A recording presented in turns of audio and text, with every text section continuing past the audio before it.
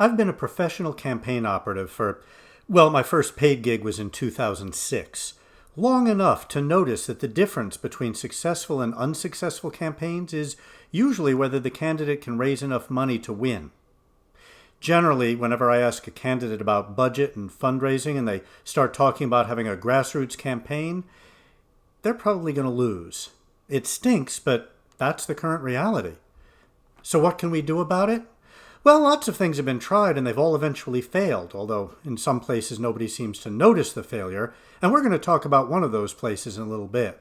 We're going to talk about campaign finance reform and how we can stop playing defense and go back on offense. It may seem as difficult as storming the Bastille, but it is possible, and it's the topic for this episode of Progressive Solutions.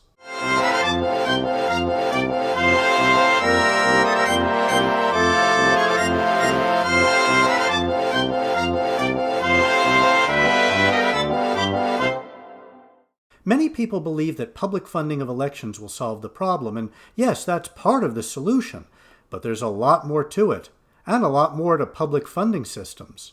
The key to a successful public funding system starts with understanding that most of them have some fatal flaw. Sadly, most elected officials in places that have these systems won't acknowledge the flaws because, they got elected with this system, so they think it's perfect. In addition, more and more money is coming in through outside groups, and unless we can manage this spending, it'll continue to overwhelm and corrupt the system. Much of this increase is over the last decade since the infamous Citizens United Supreme Court decision. The topic of campaign finance reform is enormous, and it has more aspects than a cat has hair, so I'll be covering it in 3 parts. This video is part 1. As I finish each of the other parts, I'll post a link in the description below. In this first part, I'm going to go over the key Supreme Court decision, Buckley v. Valeo, and I'm going to talk about various types of public funding systems and examine their ups and downs. In part 2, I'm going to lay out a potentially successful public funding system, and I'll also tackle both the infamous Citizens United as well as the Buckley decisions, and you won't believe where the last part of that solution comes from. In part 3, I look at some other measures we can take to reduce the power of big money in campaigns. As always, I welcome your comments and suggestions, and if you want to see more videos, please click that subscribe button below. So let's get started with the main decision. For over 40 years, reformers have had to deal with the key landmark 1976 Supreme Court decision, Buckley v. Valeo. Since then, pretty much every campaign finance decision has been based on that one. Now, the push for campaign finance reform goes back over a century. In 1907, President Theodore Roosevelt got the Tillman Act, named after South Carolina Senator Ben Tillman, passed. This law prohibits corporations from donating to federal campaigns, and it's still on the books today. Sadly, it hasn't had the desired effect. Instead, corporations have found other ways to funnel money to federal campaigns. First, by giving big bonuses to corporate board members, and those board members pass those bonuses on. There was no federal income tax back then. Most recently, through PACs and super PACs. This all came to a head in 1971 with the passage of the Federal Election Campaign Act, or FECA. President Nixon actually wanted reform because he was afraid that Democrats were trying to unseat him through unscrupulous fundraising. Irony. FECA was updated in 1974, but in the meantime, it was challenged in court. The main part of this law did 3 things: limited spending by campaigns, limited donations to campaigns, and required full disclosure of both spending and donations. The 1974 update also created the Federal Election Commission to oversee all this. James Buckley, Conservative Party member and senator from New York and also William F. Buckley's brother, sued. He was joined by liberal Democratic Senator Eugene McCarthy. Under the original 1971 bill, Senate races were overseen by the Secretary of the Senate, who at the time was Francis Valeo. The lawsuit then became known by its primary plaintiff and defendant, hence Buckley v. Valeo. They challenged the donation and spending limits on First Amendment grounds, claiming that spending money was a form of expression protected under the Free Speech Clause. They challenged the reporting requirements on a 1958 Supreme Court decision, NAACP v. Alabama, in which the court ruled that the NAACP didn't have to disclose its membership because those members might then be subject to harassment. Yeah, seriously, that's the word the court used. Anyway, This Supreme Court ruled that reporting requirements were perfectly fine because donors probably weren't going to be harassed. The key part of the decision, however, was when the court struck down spending limits. In this case, the court ruled that in order to get the word out or to speak in the political marketplace, candidates had to spend money. Limiting money, therefore, limited speech, and that was unconstitutional. On the question of donation limits, however, the court ruled that while a campaign donation was a form of speech, it was the donation itself and not the amount donated that constituted the speech, and besides, there was a compelling government interest in preventing corruption or the appearance of corruption. Large donations, the court ruled, could corrupt politicians and at the very least give the appearance of corruption, even if actual corruption couldn't be proven. So donation limits were okay. In fact, any sort of limit was okay as long as its main purpose was to prevent corruption or the appearance of corruption. Interestingly, the court also noted that there was no evidence that outside spending led to corruption. This has been misinterpreted as meaning that outside spending can never be challenged. Of course it can, as long as the challenge includes evidence that outside spending leads to corruption. The court also said, this is a very complex ruling. They said that voluntary spending limits and programs that included voluntary spending limits were okay, and thus were born voluntary campaign finance systems.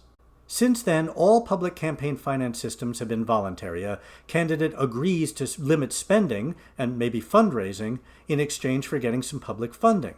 These programs tend to fall into one of three categories: matching funds, vouchers, and full or nearly full public funding. The matching fund system is best exemplified by the New York City system, which has often been called the gold standard.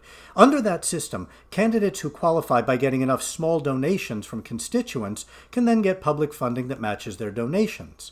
Only the first $250 of any donation from a New York City resident can be matched, and the matching funds are paid out in an 8-to-1 ratio. So if you get a $100 donation, you get $800 in matching funds.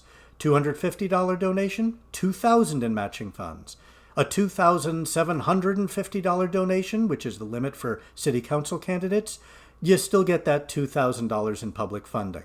For all this money, candidates agree to a spending limit and also agree to participate in debates. Supporters claim that all this public money, tens of millions of dollars in every campaign cycle, creates more contested races, and it makes elected officials accountable, and it keeps the big money away. Even the New York City Campaign Finance Board's website touts the supposed benefits of the system. It claims that it empowers New Yorkers in every neighborhood to make their voices heard in city elections, and that small dollar matching funds can engage citizens and strengthen democracy. I suppose that's why the mayor and the city council decided in 2008 to overturn the will of the people and extend term limits. Yeah, it doesn't work. In the first place, a $250 donation is not small to anyone but politicians and big-money, multi-million-dollar nonprofits. Even $50 is more than most people can afford to spend on a political campaign. According to Open Secrets, only a fraction of 1% of Americans gave even $200 to candidates for federal office in 2018. That's only part of the 1%, and it's none of the 99%. The New York City system doesn't make small donations useful, it just subsidizes the 1%. And there's a great term for candidates who rely on small donations and matching funds for their campaigns: loser. And even those losers get the bulk of their money from large donations. The winners just get the overwhelming mass of their money from large donations. In fact, the only race where the winner could legitimately claim that matching funds made the difference between winning and losing is a race that can never be repeated, because his opponent was a high-spending non-participant. So the winner not only got a lot more money in matching funds, but he could also spend every dime he could scrape up. These perks have since been outlawed by a 2011 Supreme Court case out of Arizona. Another major problem with the New York City system is that candidates still have to raise most of their money through private donations. That means lots of fundraising and lots of big-dollar donations. There are other systems, such as the one recently enacted in New York State, that doesn't require so much private fundraising. Some other better parts of the New York State system include a higher match rate for lower donations. The first $50 donated gets a 12-to-1 match rate, and it drops for higher donations. and caps on donations to participating candidates. They can't accept donations larger than $250. Also, the New York State candidates can get the vast amount of their money from public funding, especially if they get smaller donations. Unfortunately, the New York State system won't be implemented until the 2024 campaign cycle, so we're just going to have to wait to see if it works. So the problems with matching fund systems are that candidates still have to raise lots of money from big dollar donors, and that candidates who can raise boatloads of money or self-fund don't have to participate, and there's nothing anybody can do about it. We now move on to voucher systems, and we're going to look at two such systems, Minnesota and Seattle. The Minnesota system was implemented in 1974. It has back-end vouchers in the form of tax credits for the first $50 to donations for state races. In other words, you can get a tax credit for the first $50 you donate to qualifying candidates, so you get your money back.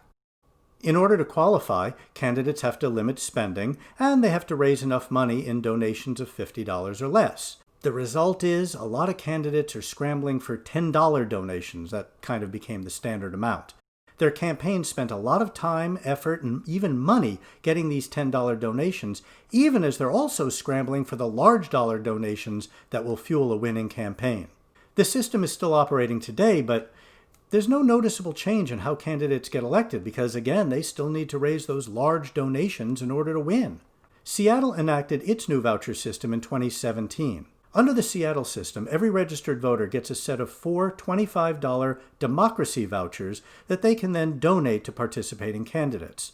In order to qualify, a candidate has to accept a spending limit their donations to smaller amounts, and participate in debates. In order to begin qualifying, a candidate has to get enough donations of $10 or more. Once they qualify, candidates scramble to get those democracy vouchers, and also a lot of bigger donations, up to $250 each. The reason they need those big donations? In order to max out on spending, candidates still have to raise a lot of money privately. And even though those donation limits are lower for participating candidates, they're still $250, which is way too much for most people, so it's still the candidate with the big money donors who's going to win. Interestingly, the Seattle system makes an attempt not only to get candidates to participate, but also to discourage outside groups from spending money. The way they do this is that if a candidate is opposed by a high-spending non-participant or by a high-spending outside group, they can get more money in those democracy vouchers, and they can spend every dime they can scrape up. There's a problem with this section of the program, however. It's unconstitutional. It runs afoul of that 2011 Supreme Court decision out of Arizona. So far, nobody's challenged the system, but as soon as somebody does, it'll throw the whole thing into confusion. So far, we've looked at matching funds, where candidates still have to raise a lot of money, and vouchers, where candidates still have to raise a lot of money. Could there be a better way? Enter the clean election system, which was pioneered in Maine and Arizona starting with the 2000 election cycle and has been adopted in Connecticut and a few other places as well. Under this system, candidates qualify for public funding by getting enough people to make actually small donations, $5.